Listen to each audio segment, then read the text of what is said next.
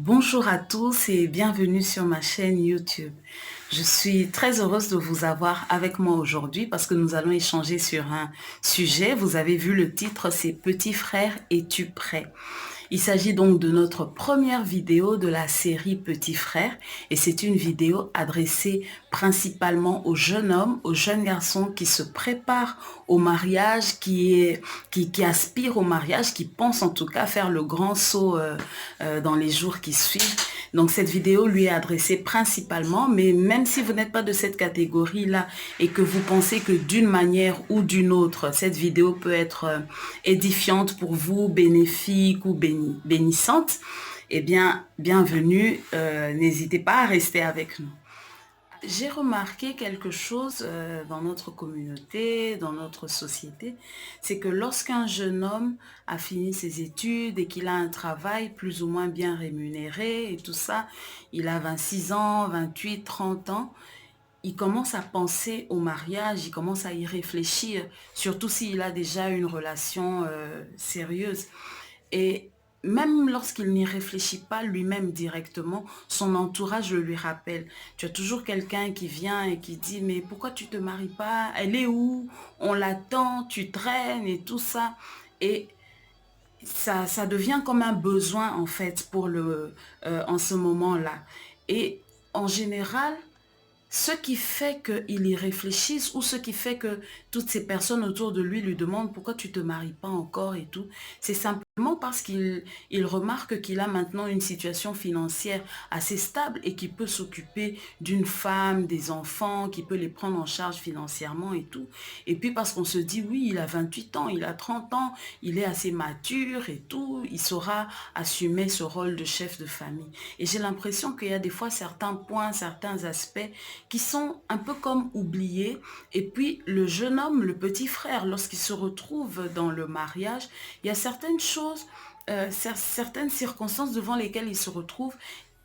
Il ne sait pas trop comment faire parce qu'en fait, il n'a pas été enseigné par rapport à ça. Ou bien des fois, il fait les choses, il pense bien faire, mais peut-être qu'il fait mal ou peut-être qu'il omet de faire certaines choses en fait, simplement parce qu'il a manqué d'informations, parce qu'il n'a pas été prévenu, parce qu'on ne lui a pas parlé de certaines choses.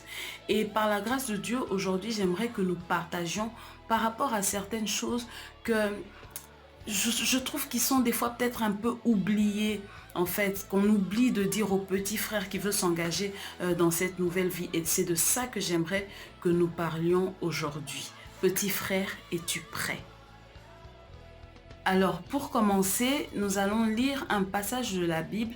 C'est un passage qui va un peu comme nous aider par rapport aux points que nous allons développer. Et il y a de temps en temps certains points qui reviendront, qui seront liés à ce passage-là. Je vais lire Éphésiens 5, les versets 25, 28 et 29. La Bible dit, Marie, aimez vos femmes comme Christ a aimé l'Église et s'est livré lui-même pour elle. Le verset 28, c'est ainsi que les maris doivent aimer leurs femmes comme leur propre corps. Celui qui aime sa femme s'aime lui-même. Car jamais personne n'a haï sa propre chair, mais il la nourrit et en prend soin comme Christ le fait pour l'Église. Amen. Es-tu prêt à l'aimer au point de donner ta vie pour elle? L'amour dont nous parlons ici, c'est un amour plus fort que tout. Un amour vraiment. Allez, comme on l'a dit, es-tu prêt à l'aimer au point de donner ta vie pour elle? Es-tu prêt à l'aimer au point d'accepter tous les sacrifices pour elle? Tous les sacrifices qu'il faut pour son perfectionnement, tous les sacrifices qu'il faut pour sa croissance, pour son épanouissement, pour qu'elle puisse grandir, pour qu'elle puisse devenir une personne meilleure.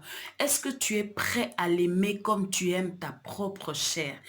Comme nous l'avons lu tout à l'heure, personne n'a jamais haï sa propre chair. Tu te nourris, tu prends soin de toi. Est-ce que tu es prêt à, à, à pardonner ta femme autant que tu te pardonnes toi-même tes erreurs? Est-ce que tu es prêt à être indulgent envers elle autant que tu es indulgent envers toi? Parce que vous savez, c'est facile. Souvent, les erreurs que nous commettons nous-mêmes, on a toujours une explication, on sait se comprendre. Non, c'est parce que j'étais trop emportée par la colère. Non, c'est parce que j'étais trop fatiguée. Mais est-ce que tu seras capable d'avoir la même indulgence envers ta femme? Est-ce que tu seras capable de la traiter comme tu te traites, de la respecter comme tu te respectes, de l'honorer comme tu t'honores toi-même? Est-ce que tu seras capable de lui donner la valeur que tu te donnes?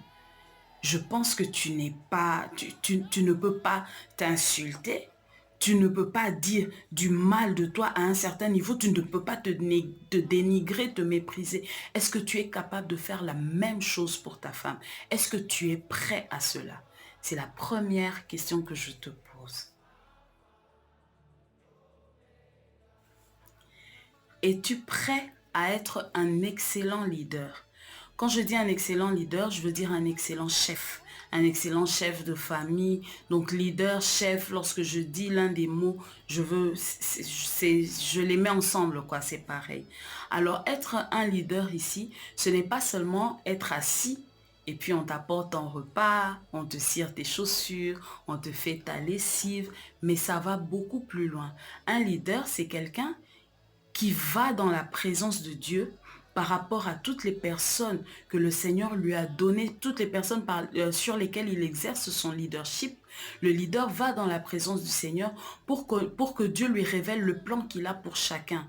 Tu as la responsabilité en fait de savoir ce que Dieu veut pour chacun des membres de ta famille et tu dois maintenant jouer vraiment ce rôle de leader. Ça veut dire, allez, développer, faire connaître d'abord à chacun ses potentialités, aider chacun des personnes sur lesquelles tu exerces ce leadership à se connaître, à se découvrir, à connaître leur potentiel et tout. Tu dois les aider à développer ce potentiel, tu dois les aider allez, à remplir leur mission, à remplir les objectifs pour lesquels Dieu les a emmenés sur terre. Tu dois jouer ce rôle-là. Ils doivent sentir vraiment qu'ils ont quelqu'un qui exerce, voilà, un leadership sur eux. Tu sais détecter les talents, tu sais détecter les petits trésors cachés en chacun et tu sais maintenant aider chacun à les développer, tu sais aider chacun à rentrer réellement dans sa destinée. Tu es un booster de destinée, tu es un propulseur de destinée et c'est ce que tu dois faire. Tu as cette responsabilité-là sur toutes les personnes sur lesquelles tu exerces ton leadership et premièrement donc sur ton épouse et sur tes enfants. Es-tu prêt à être présent? Lorsque tu es l'époux, lorsque tu es le père, lorsque tu es le chef de famille, le leader, bien entendu, tu as sûrement des moments personnels avec le Seigneur. Après, il y a ton travail, il y a aussi peut-être le ministère que tu exerces à l'église ou dans le corps de Christ. Allez, tu as aussi ta vie personnelle, je veux dire ta vie privée. Donc, il y a tes amis, il y a peut-être le sport que tu dois faire, il y a peut-être ta passion et tout ça. Mais tu dois être présent dans la vie de ta famille.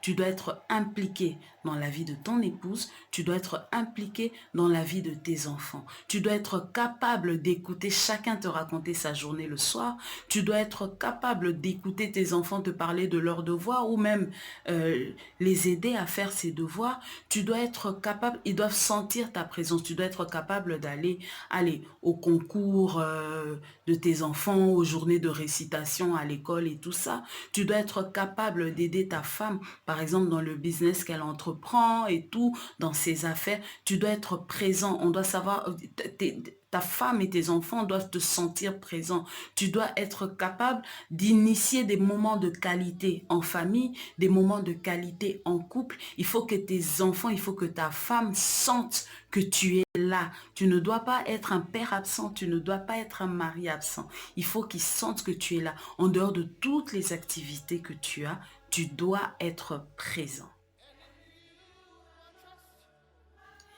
Es-tu prêt à être serviteur? Vous le savez, nous sommes chrétiens, le plus grand, c'est le serviteur. Lorsque tu es le plus grand, lorsque tu es le chef, mais quelque part aussi, tu es le serviteur. Les besoins de ta famille sont tournés vers toi. Leurs désirs sont tournés vers toi. Tu dois être capable de servir. Tu dois être capable de pourvoir à leurs besoins. Et ces besoins ne se limitent pas aux besoins que les finances peuvent résoudre. Il y a les besoins, c'est vrai, en matière de finances, les besoins matériels et tout ça, mais il y a aussi les besoins, par exemple, à caractère, comment je vais dire, les besoins, allez, ta femme, tes enfants ont besoin que tu les assistes. Ils ont besoin que tu sois là. Ils ont besoin de sentir que tu les protèges. Que tu les protèges non seulement physiquement et tout, contre, allez, les voleurs, toutes ces choses-là, mais ils ont besoin de savoir que tu les protèges, mais même moralement contre les attaques. Il y a certaines attaques qui peuvent même venir de ta propre famille, de tes amis, que tu les protèges de n'importe où ça peut venir. Ils ont besoin de ta protection. Ils ont besoin de savoir qu'ils ont quelqu'un sur qui ils peuvent se reposer quand il s'agit de leur sécurité, quand il s'agit de leurs besoins. Vous savez comment les enfants demandent aux parents des choses. Hein? Les enfants, ils sont sûrs que leurs parents peuvent leur fournir ce dont ils ont besoin. C'est vrai, vous n'allez pas faire l'impossible. C'est vrai, tu ne vas pas voler, tu ne vas pas te tuer ou je ne sais pas quoi. Mais tu dois être capable de répondre aux besoins de ta famille. Et non seulement les besoins financiers, mais il y a aussi les besoins matériels, les besoins physiques, les besoins... Il y a plusieurs besoins, mais tu dois être... Tu es en fait comme une sorte de pourvoyeur pour ta femme et tes enfants.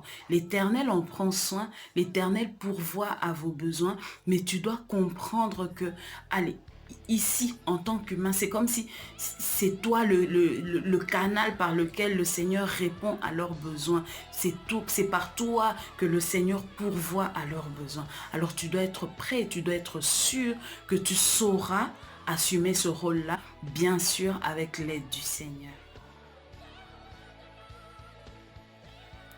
Es-tu prêt à être lent à la colère et riche en bonté?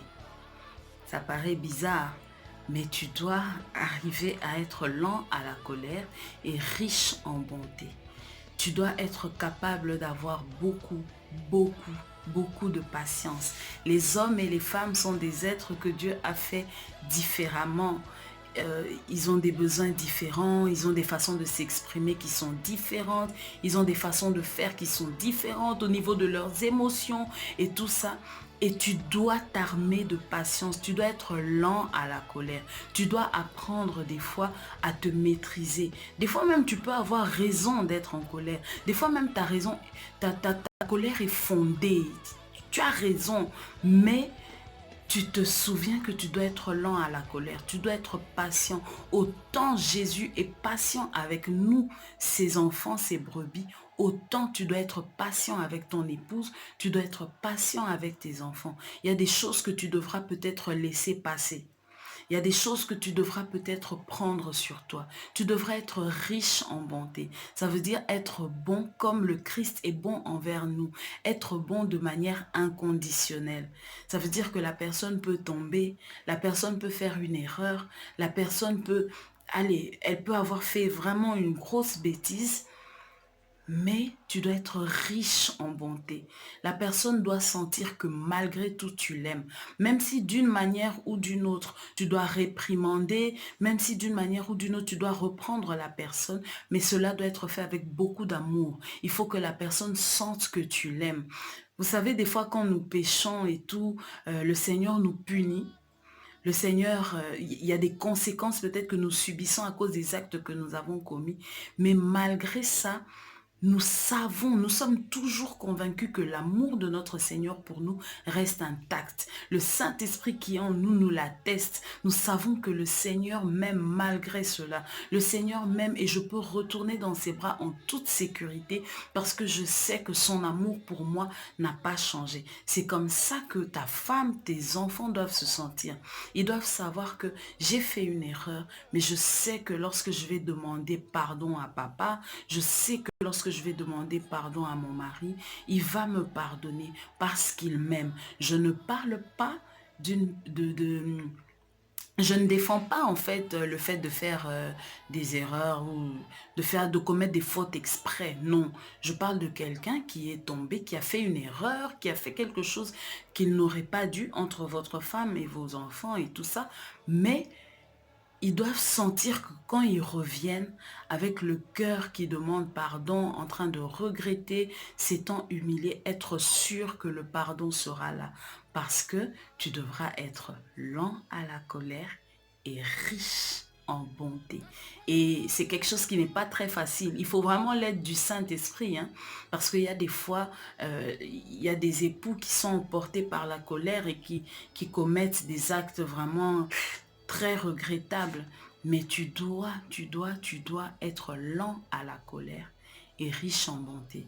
Et le Saint-Esprit peut t'aider à y arriver si seulement tu veux, si seulement tu le veux. Tu peux y arriver. Enfin, notre dernier point, es-tu prêt à être le pasteur de ta famille? En fait, en étant le chef de famille, en étant le leader de ta famille, tu devras être le pasteur de ta famille. Tu devras être celui qui est comme l'intercesseur principal de la famille. C'est toi qui dois ramener ta femme, tes enfants devant le trône de Dieu pour les présenter devant le Seigneur pour les problèmes, que ce soit de maladie, que ce soit les problèmes de rébellion, que ce soit les problèmes. Tu dois les emmener devant le trône du Père parce que c'est toi le chef de famille. C'est supposé que c'est à toi, en fait, même pas c'est supposé, c'est ça. C'est à toi que le Seigneur a donné la vision, la façon dont tu dois conduire ta famille, les stratégies dont tu dois user. Et c'est à toi donc de les conduire. C'est à toi d'assurer la croissance spirituelle de ta famille. Tu es le pasteur en fait dans ta maison. Tu assures la croissance spirituelle de tes brebis qui sont ta femme et tes enfants. Tu assures les cultes de famille. Tu assures les moments de partage de la parole de Dieu. Tu assures le fait que tu es le pasteur de la famille et tu dois donc prendre soin de tes brebis qui sont ton épouse et tes enfants. Est-ce que tu es prêt à être le pasteur de ta famille? Petit frère, ce que j'aimerais te dire, c'est que le mariage ne se limite pas à avoir tout ce qu'il faut pour doter ton épouse, pour aller déposer la dot, avoir tout ce qu'il faut pour la nourrir, pour nourrir les enfants, pour leur offrir une belle maison, une belle voiture, pour qu'ils mangent. Ça va beaucoup plus loin que ça. Tous les points dont nous avons parlé, moi j'aimerais que tu t'asseyes, que tu réfléchisses et que tu te demandes si tu es vraiment prêt à remplir ce rôle, à remplir tous ces devoirs dont nous avons parlé. Est-ce que tu es prêt à être le leader de ta famille? Tous les points dont nous avons parlé, est-ce que tu es prêt à aimer ta femme jusqu'à la mort? Est-ce que tu es prêt à être lent à la colère, riche en bonté? Est-ce que tu es prêt à être serviteur? Est-ce que tu es prêt à être le pasteur de ta famille? Est-ce que tu es prêt à être le booster, le propulseur de destinée? Est-ce que tu es prêt à être patient? Est-ce que tous ces points que nous avons énumérés, ce sont des points très importants. Se marier ne se limite pas à être le chef de famille qui reçoit les honneurs et les privilèges et qui décide. C'est une grande, grande, grande responsabilité. Et pour ça, tu dois être préparé. Pour ça, tu dois être sûr d'être prêt à pouvoir entrer dans cet engagement-là. Et tu as besoin de l'aide du Seigneur. Tu as besoin de l'aide du Saint-Esprit. Il faut que tu prennes conscience de cela et que quand tu prépares ton mariage, pendant tes moments de prière, que chaque fois tu dises au Saint-Esprit, Saint-Esprit, c'est une lourde responsabilité, c'est une grande charge. J'ai besoin de toi. J'ai besoin que tu m'aides. J'ai besoin que tu m'aides à bien remplir mon rôle d'époux, à bien remplir mon rôle de père, à bien remplir mon rôle de chef de famille. Que tu sois vraiment cette personne sur laquelle ta femme peut se reposer tranquillement. Que tu sois ce père sur lequel tes enfants peuvent se reposer tranquillement et savoir que non, après Dieu, après Jésus, nous avons papa. Après Dieu, j'ai mon mari et je sais que je peux compter sur lui. Un mari responsable, un mari aimant, un mari conduit par le Saint-Esprit et qui conduit notre famille dans ce sens-là. Est-ce que tu es prêt, petit frère, assieds-toi, réfléchis, prie avant de t'engager dans le mariage. Mon souci, c'est que tu aies un mariage heureux, c'est que tu aies un mariage épanoui, non seulement pour toi, mais aussi pour cette femme que tu vas prendre et que tu vas épouser, aussi pour les enfants que vous aurez. Parce qu'un mariage heureux, allez, ça fait aussi, quand tu es heureux dans ton mariage, allez, tu sers bien le Seigneur, tu es épanoui aussi au travail et dans tes autres relations avec tes amis et tout ça. Allez, ton mariage heureux se reflète dans tous les autres domaines de ta vie. Et ce que je veux, c'est un mariage heureux pour toi. Alors réfléchis et pose-toi des questions. Demande-toi si tu es vraiment prêt à t'engager et à aller jusqu'au bout. J'aimerais terminer cette vidéo en te disant merci à toi qui as porté un intérêt, toi qui l'as regardé. Je serai dans la joie si j'apprends peut-être en commentaire que tu as été béni, que le Seigneur t'a apporté quelque chose au travers de cette vidéo. Alors si tu penses qu'il y a quelqu'un d'autre qui devrait vraiment l'écouter, quelqu'un d'autre qui a besoin de connaître ces choses, n'hésite pas à partager la vidéo à toutes les personnes qui peuvent en avoir besoin et que le Seigneur nous bénisse tous. Merci beaucoup.